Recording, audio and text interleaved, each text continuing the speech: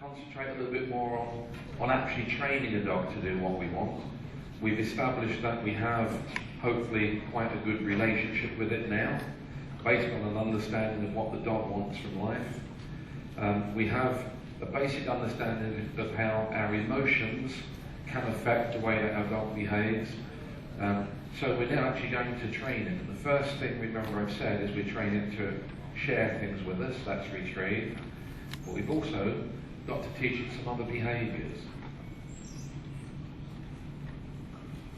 我们现在呢，要来讲到怎么样训练狗狗做我们想要它做的事情哦。早上我们已经说过怎么样跟它建立良好的关系，我们要知道狗想要什么，然后我们也知道我们的情绪可以影响狗的行为。那现在我们可以训练它了。当然，训练的第一个就是训练它要会分享。其实10回就是一种分享。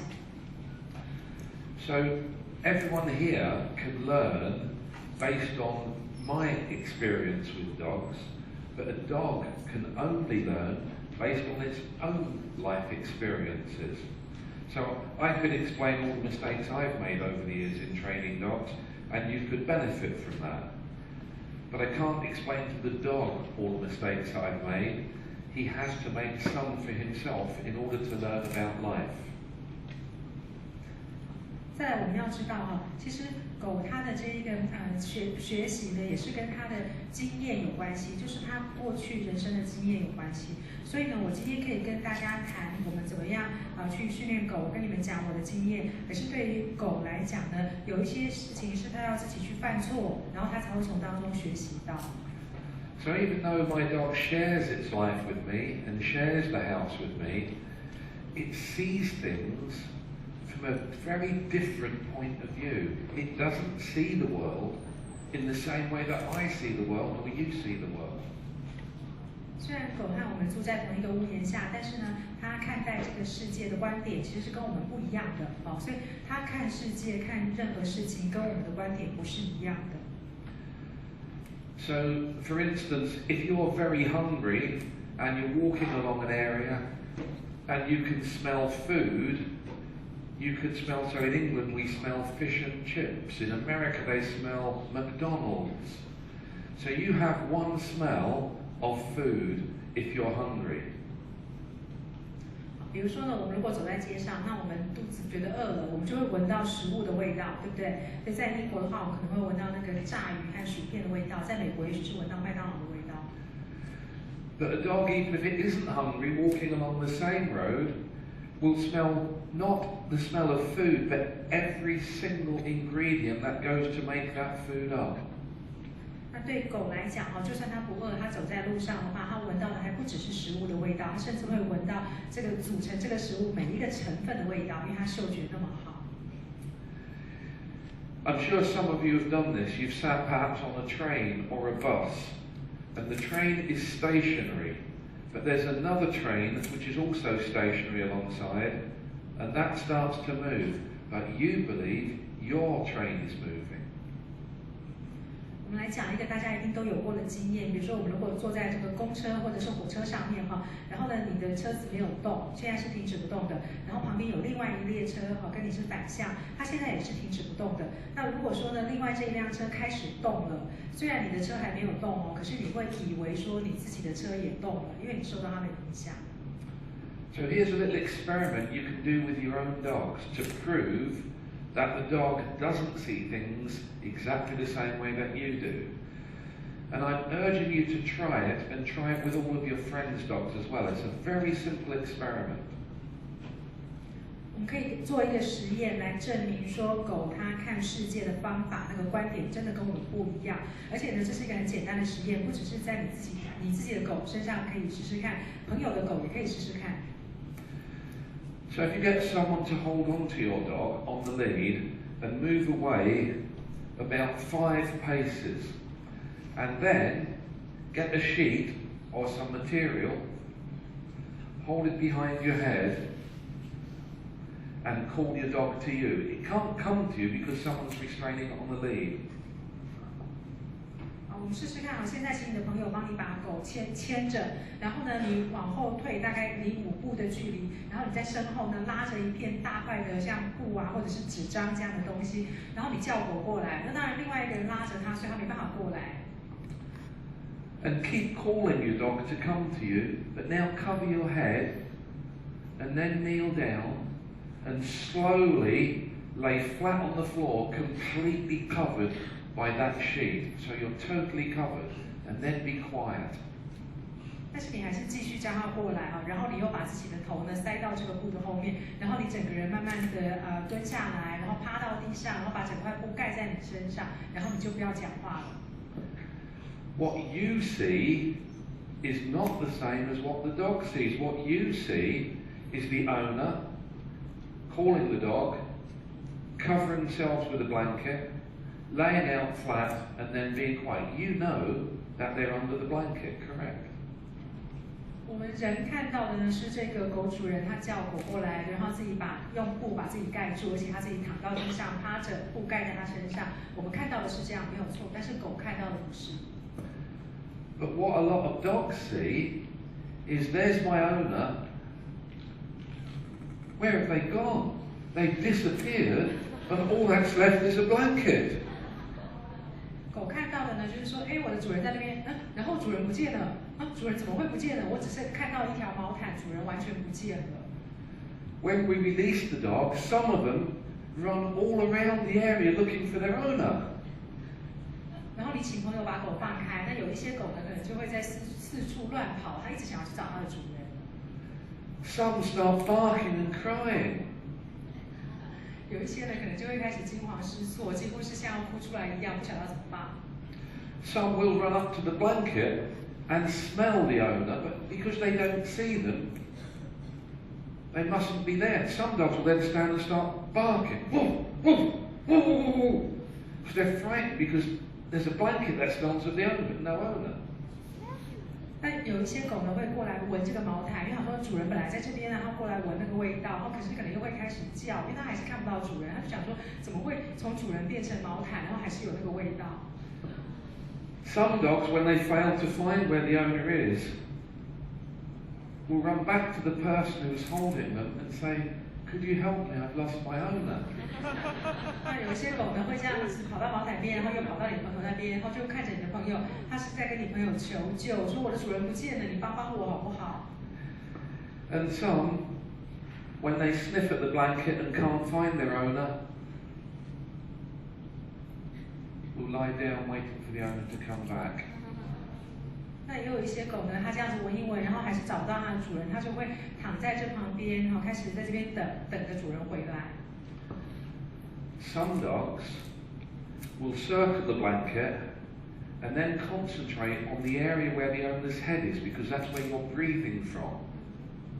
And when they hit that area, some will push their nose under the blanket, lift it up and go under themselves. Go under the blanket themselves. They'll go under themselves. 有一些狗呢，可能就会闻一闻这个毛毯，然后又往上看，然后去想要去找那个主人的头，因为主人的头才应该是以前就是原本有呼吸的地方。然后也有一些狗可能会自己就钻到那个毯子里面去。So I know if your dog sleeps in bed with you. 那这样我们就可以看得出来说，狗狗以前是不是跟你们睡在一起的？ Because it has the personal experience of seeing you get under that sheet, and he too has learned how to lie underneath it. 因为如果说狗本来会跟你睡在一起的话，它一定有看过你钻进毛毯里，然后它也会跟着钻进去。所以如果那个会钻进去的狗，我就看得出来它平常是跟你睡在一起的。And I haven't tried it in Taiwan, which is why I'm asking you to try it, because depending on the culture, the country of the world, we get different results. So for example, in Belgium, almost all the dogs know how to get under that blanket with their owners. In the USA, very, very, very few dogs know how to get under that blanket. 我们从这个实验也可以看得出来，每个地方养狗的方式是不一样的哈。比如说，如果我是在比利时做这个实验的话，几乎所有的狗都会钻到毛毯底下去，表示它们平常都是会跟主人一起睡。但是如果是在美国的话，很少有狗会钻进去，平常他们是没有跟主人一起睡的。In Belgium, lots of dogs sleep in the bedroom with their owners. In the USA, very, very few dogs sleep in the bedroom with their owners. They sleep in a crate or a cage in another part of the house. 在比利时的话呢，狗会跟主人在同一个房间睡觉，但是在美国，大部分的狗它们是睡在自己的狗窝里面，一个笼子啊、狗屋这样的地方。So that's an example of how we see the world compared to how the dog sees the world, which brings me to puppy socialization classes. When the idea was first thought up, it was in 1954. It's not anything that was modern. 1954, where someone had the idea of bringing young puppies into a class so that they could learn good social skills. And again, the person, the name is Milo Pearsall, although you don't need to remember that. But it was actually in the USA. 所以我们刚刚讲到呢，这个狗和我们人类看待世界的观点是不一样的哈。那这里我们就可以谈到社会化的课程。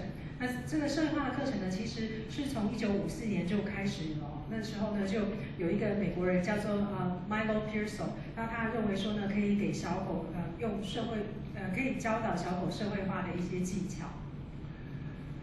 So that's the first reference I can find to puppy socialization and training classes in the USA. The first reference I can find to the same classes in England, the UK, is 1984. So we didn't seem to need those classes until 1984. In the USA, they seem to need them in 1954. 我所找得到的呢，最早的这个给小狗的幼犬的社会化训练在美国的话是1954年，但是在英国的话呢却是1984年，所以好像1954年的时候美国人就觉得有这个需要，但在我们英国呢是到1984年才有人认为有这个需要。So are they a good idea? Yes, because the earlier we can get puppies to come into a class to educate the owners and the puppies together, the easier it's going to be for us to end up with dogs that have good social behaviour. 所以的确，我们可能想到说呢，如果可以让狗和它的主人一起来上这种社会化的课程，它将来会有比较好的社会化行为。But if that actually worked, it didn't work in the USA, and it hasn't worked in the UK either. Our dogs are getting worse at social behaviour, not better. So again, please don't take the lead from our countries, the USA and the UK, because we have got it wrong. 但是呢，如果这一点真的是，如果上这种课这样的训练真的有用的话呢，我想在英国、在美国就不会出现那么多狗它的社会化的行为出现有问题，而且其实这个社会化行为是越来越糟糕。所以我要告诉大家一个重点，你们不要去学英国、美国的做法，因为我们已经证明给你们看，我们的方法是错的了。I'm going to give you my thoughts on a puppy training class, and I've seen them all over the world. So I'm going to give you my thoughts. Does the puppy, when it walks into a socialization class, see that class in the same way that I do or the owners do? The answer is probably not. 我在世界各地观察过关于幼犬的这个训练课程我可以告诉大家，其实这个幼犬它进到一个社会化的课程这样的训练的时候，它看待这个课程、看待这个教室的角度、观点，一定跟我们饲主是不一样的。So I'm going to ask you to imagine that you're now this new puppy, and you live with me in a house.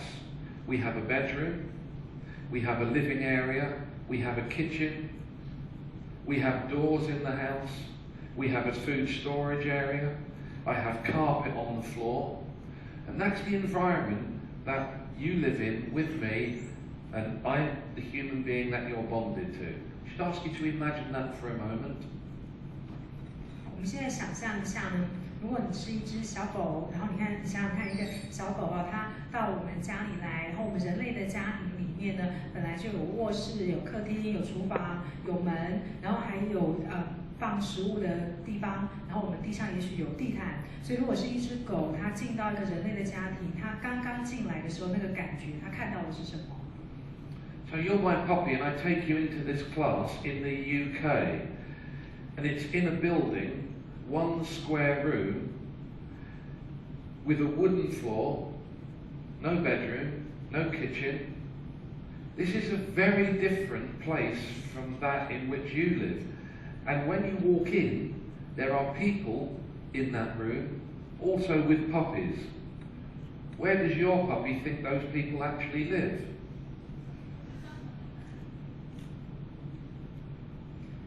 我们知道这个狗平常跟我们住在一起，它已经熟悉了家庭的环境。但是我们如果要带它去上课的话，像在英国，我们给它上这个社会化的课程哈，那你带它进去就会等于是进到一栋建筑物里面，然后那个教室一定是铺木头地板，然后它走进去的时候，里面已经有其他的狗主人，然后带着他们的狗在里面，所以你觉得它走进去看到的那个景象，它会觉得这是什么地方？ In America, the situation is almost the same. You're a puppy, you walk into a building, and there's an incredibly strong smell of rubber matting because they have rubber on all the floors of their training buildings. That's unlike anything you've ever smelled before. So again, this is such a different environment, and there are other people, other puppies there. So it gives the puppy a totally false environment of people in their community. 在美国其实也是一样，如果是美国的话，他进到这个训练教室会闻到很强烈的那个塑胶地板的味道，因为美国的教室都会用塑胶地板，所以对于狗来讲呢，它在这里会觉得是一个全新的、完全不同的环境，然后这边还有很多他不认识的陌生人。So I'm going to give you my ideas on running a puppy socialisation class. Now remember, I'm admitting in the UK we got it wrong. And I know in the USA they also have got it badly wrong. When I give you my ideas, they also might be wrong, but you have to look elsewhere. Don't look at the UK and the USA. You have to find your own solutions. 那我现在要告诉大家，我觉得要给狗上社会化的训练课程的时候应该怎么做哈。那当然，我前面已经讲到，我已经承认我们英国的方法是错的。那根据我的观察，美国方法也是错的。我现在告诉大家我的想法，也许不见得是正确啊，那你们还是要多思考。可是我们可以确定的是说，英国跟美国的方法已经确定是错的了。那我现在告诉大家我想到的，你们也可以思考看看这是不是可行。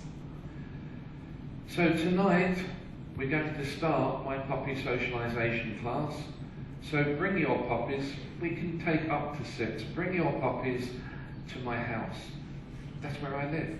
That's where I want the puppies to be introduced to me. So bring your puppies to my house. 所以假设我们今天晚上呢要上这个社会化的训练，然后呢我就告诉你们说，你们都把你们的狗带到我家来，因为我是住在这个地方，然后我希望那个狗进来的也是一个人居住的环境。Don't bring along any food or toys. I want your puppy to understand I'm the same as you. I have food and toys as well that they can play with. 你们不需要带食物或者玩具来，因为我希望你的狗到我家的时候，它就会感觉到说，我跟你们一样，我也是个养狗的人，我这边是有食物有玩具的。There's a lot that I need to teach the puppy, but there's also a great deal I need to teach the owner. And we start off breed by breed, dog by dog, explaining to the owners the differences in their breeds. 这个课呢，我们要教狗狗，可是同时呢，我也要教狗主人，所以我们一开始会先谈说这个狗有不同的品种和它们不同的本能。Because it's quite possible that even though they've paid a lot of money for their dog, they actually know nothing about the breed of dog or its genetic instincts. So it's very important that they understand not only their own dog, but the differences between their dog and other dogs that come to the class. 因为很有可能这一些饲主花了大笔的钱买下他们的狗，可是他们其实不知道这个狗的品种，它有哪一些特性，哪一些本能。那我觉得一定要让他们先知道自己的狗是属于什么样的特性的，而且他也要知道别人的狗跟他的狗不一样，别人的狗会有不同的特性。So as an example, we already know with retrievers the genetic behaviour. If I throw something like a toy, they will want to pick it up and bring it back to me because they're called retrievers. However, if we have the owner of a terrier who comes to class, I tell them that's why they can't bring toys to class. I provide them. You cannot train a terrier to bring something to you if what you're playing with is a squeaky toy. 所以，如果今天呢，你养的是一只食猎犬的话，食猎犬它的本能呢，本来就是会把东西捡回来，所以我们丢个玩具给它，它就是会乖乖的捡回来。可是如果你养的是梗犬，梗犬就不一样了。如果你丢的这个玩具是不会叫的，那你不能期望它会把它捡回来。We've never developed any breed of terrier to kill the rat and bring it to us.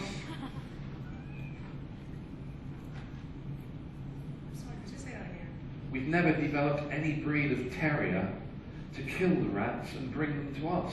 We want them to kill them and take them away. 因为我们人类所培养出来的梗犬呢，并不是说要它去把那个小老鼠给杀死了以后还要带回来给我们。其实梗犬它的本能应该是会把这个老鼠给杀掉，而且要把它丢掉，它不会带回来给我们。But the owners might not realise that, and they might bring toys that are unsuitable and food that's unsuitable. So let me quickly talk about food that's unsuitable. They bring along extra tasty food that the dog doesn't normally get. In the USA, they commonly use hot dogs. In the UK, we commonly use liver treats. Difference in the culture. So the owners might bring something along like a toy or food that is inappropriate for training. 但是饲主他都不了解这些差别所以他们常常就会带一些不合适的玩具，还有不合适的食物来所谓不合适的食物呢，就是像一些味道太浓的食物那不是平常常会吃到的食物。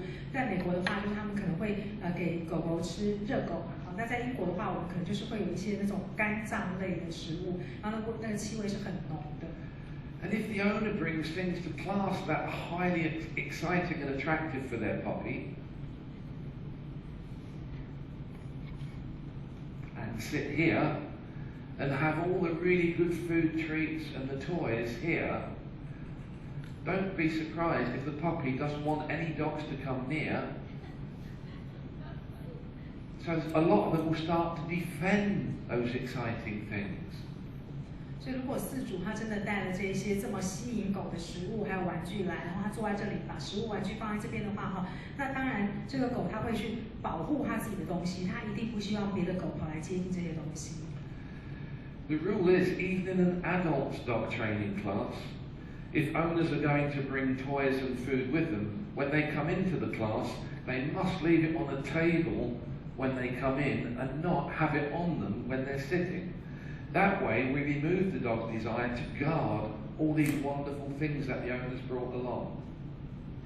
其实我们今天是给成犬上训练课程也是一样。那他们如果带了食物跟玩具来的话，我一定会要求饲主把所有的食物玩具都放在同样一个桌上，不要放在自己身边，不然的话呢，这些狗都会想要护卫它自己的东西。I, your instructor, will tell you what to pick up to train the dog and what is appropriate and when to do it. 我身为讲师，我会告诉你们有哪些东西是合适用来做训练的，什么时候可以用。So there's a lot I need to teach the owner. We need to teach them about the breed of dog that they own, its instincts, and something called developmental behaviour. Your puppy is not going to behave the same in 6 months' time as it does right now. There will be some changes. So for instance, some retrievers aged 10 weeks have an interest in retrieving. Some retrievers aged 16 weeks have more of an interest in trying to mate everything. 那所以我们要教饲主很多东西其实我们要让他了解他养的是什么狗，然后这个狗的本性是什么，而且我们也要告诉他狗会有一种逐渐发展成型的它的心智行为，也就是说呢，它现在的行为会逐渐的发展，会逐渐有变化，所以6个月以后呢，它又会出现不同的行为。那比如说，如果是食猎犬的话呢，它在10周大的时候你丢东西它很愿意捡回来，因为那是它喜欢做的事情。可是等到他变成16周大的时候，他更感兴趣的可能就是去交配。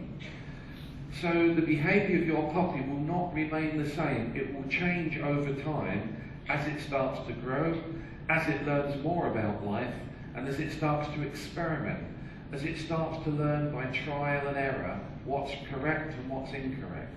Your puppy's behaviour will not remain the same. 所以这一个原本是幼犬，它逐渐成长的过程当中，它行为其实是会不断的改变的，因为它也会去尝试很多新的事物，而且它会长大，然后它会在尝试跟错误当中去学习，所以它的行为会改变。So during the class, I also need to teach you, the owner, about being responsible for your dog. And that includes the idea of if it poops, if it goes to the toilet in public, the importance that you, the owner, are responsible for that and you pick it up after the dog. I've also got to teach you what the law says in your culture about dogs. In England we have laws that will prevent the dog barking excessively when it's left by itself. We have a lot of laws on dogs that are aggressive, where if your dog is aggressive, you could end up in prison if your dog is aggressive, and the courts could order your dog's destruction. Owners need to know this because that will help to make sure that they are responsible for their dog. 在这个课堂上，其实我还要教饲主呢，要去做负责任的饲主。所以负责任就包含说，如果你的狗在公众场合大便的话，你要把它的大便给捡起来，然后我还要告诉他们，要教导他们说，这个我们国内的法律有哪一些规定？比如说在英国呢是有规定说，我们养的狗，除非那个狗是自己都单独在那边，如果说有饲主有在的话，不能让它任意的吠叫，那也有规定说，如果这个狗的对其他的人或者狗有那种侵略性的行为的话，那饲主没办法管理它，到最后出了什么事的话，其实这个饲主会被抓起来关，就反而是饲主要负责的。我们要强调这一些，让饲主也成为有负责任的饲主。I also need to teach the owner a little bit about how we are going to help them train their puppy. So for instance, the use of food. When is it appropriate to use food? When is it inappropriate? What type of food? So I just ask you to imagine this. A puppy comes into a class in the UK and we're using liver treats. We get it to sit and give it a liver. You all know how to do this. Sit, give it a liver treat. Lie down, give it a liver treat. Follow you, give it a liver treat. Come and call, give it a liver treat. At the end of this class, 1 hour class, the puppy has had a lot of liver treats, and now he has to go into the car and be driven home.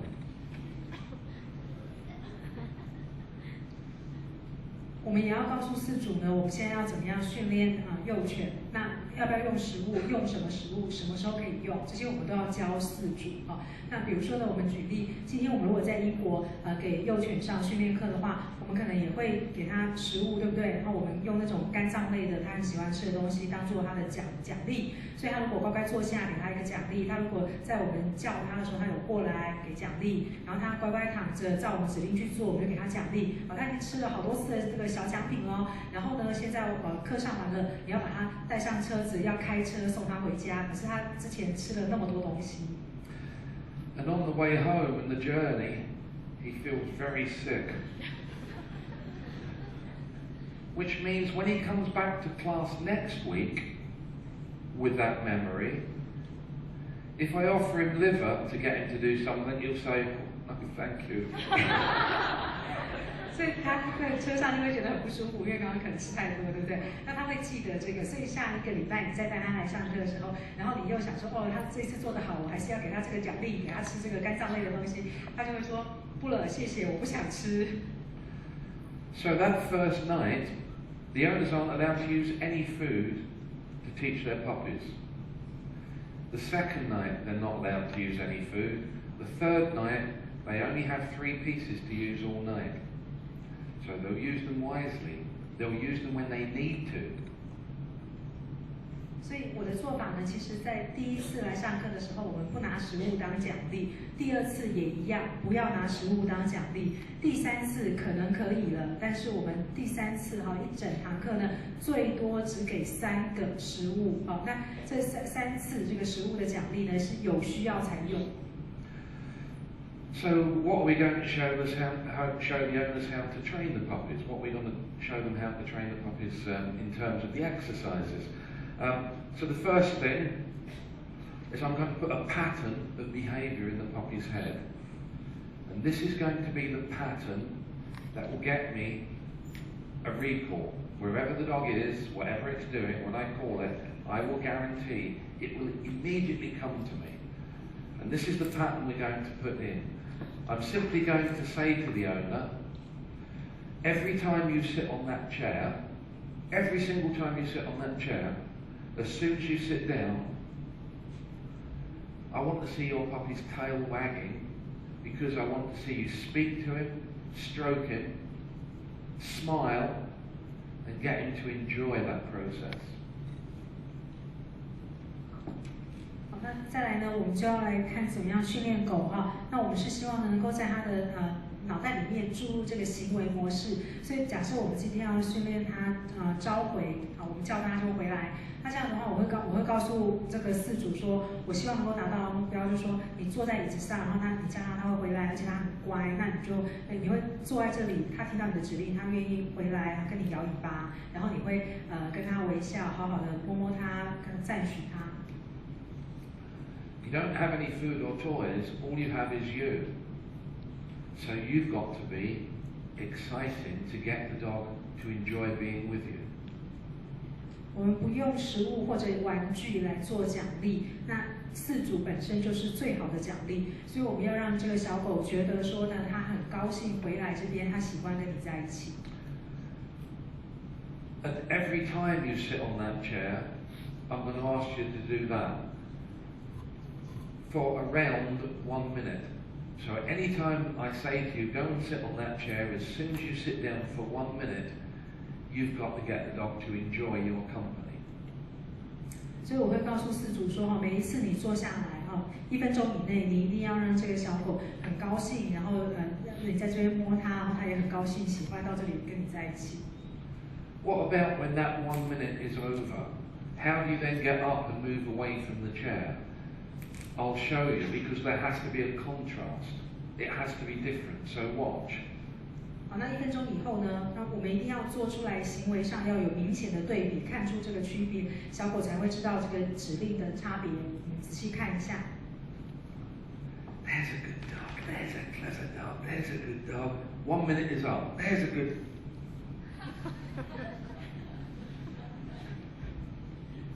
I haven't been angry with the dog, but it's not as much fun standing here as it was when we were sat on the chairs. This starts the pattern of behaviour in the dog's head. Watch it again. 1分钟以后呢，你看我们站起来，表情就都不一样了。这样子就会在他脑袋里面建立一个行为模式。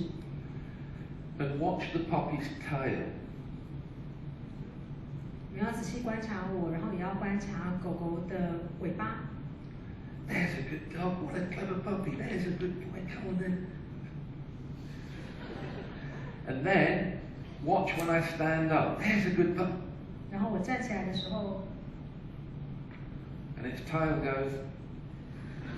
它的尾巴就像这样咯。During the evening, I'm going to do that 6 times. 6 times during the evening, I'm going to ask you to sit on that chair and you get the dog excited. Lots of owners will now learn. With some breeds, if you do too much to get them excited, they'll get overexcited and bite you. So you have to lower the level of excitement for some dogs. With others, you've got to get really excited. Otherwise they'll lie down and go, boring. 我们在一个晚上呢会做6次，重复6次这样的一个练习，而且你们会发现，因为不同品种的狗，它的态度就不一样。所以有一些狗呢，那它如果变得太兴奋的话，它甚至有可能会想要咬你。好，那如果是对那种狗的话，我们就要去控制它兴奋的程度。那也有一些狗呢，它就是都不会那么的热情，不够兴奋，然后这里做了几次以后，它可能还会觉得说很无聊，就懒得理你了。Again, all I'm trying to get the owner to do is to explore what the dog likes, what makes it too exciting, and what isn't exciting enough. They will work out with their dogs something called a compromise. How much do I need to do to get my dog excited without it becoming silly?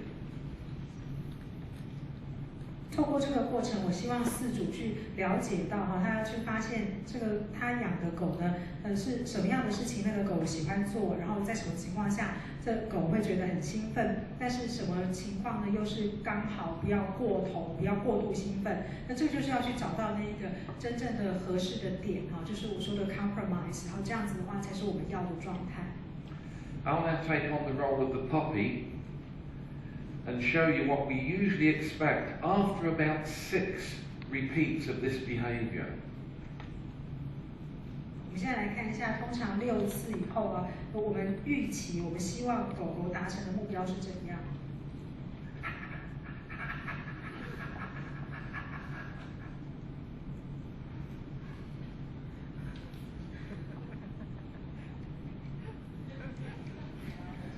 ？A lot of puppies will do that. They'll say, "Can you please go and sit down? I like you better when you sat down." A lot of puppies will say, "Please, could you go and sit back down? It's more fun when you're sitting down. It's no fun standing here with you." 如果是狗的话，大多数时候它应该会觉得说，它很希望主人坐下，坐在那边，因为坐在那边的时候，它会觉得比较两个人的互动比较好。但如果站起来的话，觉得很无趣。And at that point, when I see that happen, I'm the instructor. I walk over and take hold of the lead and ask you to sit down. And as soon as you sit down, I'm going to say, "Call your puppy." And you know now, and I know, when I let go of that lead, that puppy will run straight to you. 那如果我是讲师的话呢，我就会先把这个绳子牵过来，然后叫你去坐下，然后坐下以后呢，叫你的狗回来。所以我们也知道说，一旦我把绳子放开的话，狗一定会飞快的跑到你那边去。That is the first thing that I work on, forming a pattern in the puppy's head. When I call you, it's better to be here than where you are. And we repeat it several times that first evening. 这就是我说的行为模式，我们要让狗知道说呢，你坐在那里的时候会跟它玩，所以它会宁愿到那边去。那它建立了这个行为模式以后，你坐在那里叫它，它一定会过去。这就是我们第一个晚上第一堂课要做的练习。Remember, the only way that you can achieve this is if you do not use food for those first 2 nights. If you use food, all you teach the puppy to do is run to someone who has food, not to go to its owner because they're exciting. 而且我们一定要记得，要达成这个目标的话呢，绝对不要用食物，因为如果你用食物的话，到最后他就是会看谁有食物，谁就可以叫他过去，而不是真的在主人的面前，然后过去，而且主人很开心的时候他才会过去，反而是变成任何人有食物都可以叫他过去。Strangely enough, this is also exactly how I train adult dogs to come when called. If the owners had a problem getting the dog back, that's the first step. 如果饲主他自己本身没有办法训练狗召回的这个能力的话呢，其实我也是用这个方法来训练，这是我们做的第一个步骤。Next thing that it's incredibly important to train, and I mentioned this when I gave the talk to the veterinarians yesterday. One of the most important things is to teach the puppy to tolerate, accept, and even enjoy being restrained and handled all over. 再来第二个很重要的这一点就是我们要教会狗狗呢很喜欢别人的手去摸它。And remember, this is a puppy class, so the dogs that are there are usually going to be quite small. So we normally use a table. 好，我们现在讲的呢是比较小型的狗，那通常我们会有一个台子，因为那些狗都很小。Why do we use a table? Because at any time later in the dog's life, especially if it's a large dog and it needs any veterinary treatment, it will have to be up on a table. 为什么要用一个台子呢？因为这些狗将来有可能会长大，特别是大型狗，它以后长大，如果它需要来看诊的话，那兽医一定也会把它放在一个台子上，所以我们让它习惯这一点。If your puppy has never ever experienced being on a table in its life, and the first time it happens, it gets a needle stuck in the back of its neck, it builds a bad association with that table. 如果说你的狗从来没有站在台子上，它第一次要到台子上就会变成是兽医给它打针的话，那它以后对于这个台子的感觉、那个经验绝对是很负面的。So we lift the puppy up, stroke it, get it to relax, and then we take it down again, and then we do it again, and again, 把狗放在台子上来，把狗放在台子上来，然后我们就摸摸它，让它觉得很舒服，让它在这里放松，然后我们把它再放下去，然后再上来，然后再重复一次，摸摸它，让它觉得很放松，再下去，就这样不断的重复。Until the puppy is relaxed when we bring it up on the table, and any fear it might have had has completely gone. 一直到说，小狗呢，只要我们把它搬到台子上来，它都会觉得很放松，不会有任何害怕的感觉。And now we have the owner hold on to the lead, so it's fairly short. So they simply hold on to the lead while I, the instructor, start to touch the puppy all over. 那这个时候我就会请饲主牵着绳子，而且那个绳子留的空间很短，就牵得很近。然后呢，我讲师就开始摸这个狗，而且是全身上下都摸。All the time that the puppy's accepting me, touching, stroking, touching its legs, touching its ears, the owner continually is smiling and telling the puppy, he's good, that's a clever puppy, there's a good puppy, there's a good puppy, good boy, there's a good dog. 那在这段时间，讲师在摸这个狗的时候，不管摸耳朵、摸腿啊，就是一直摸它的时候呢，那个狗要接受我这样的抚摸，然后饲主呢应该要不断的跟他讲说，很棒，很聪明，很好的狗，你好乖。If the puppy starts to resist being touched, both the owner and the trainer, there's a good. All you need to do. Change your emotions. The puppy can't get away, he's held on the lead, so he will settle back down again. 如果这个狗不想让讲师摸的话，如果它开始抵抗，那讲师跟饲主呢两个人的反应都一样，我们就是要开始出现不高兴的反应，用我们的情绪去影响它，而且它已经被牵着被放在台子上，它知道说它哪里也去不了，所以我们开始出现不高兴的情绪，它就会乖乖的停下来，就比较不会抵抗。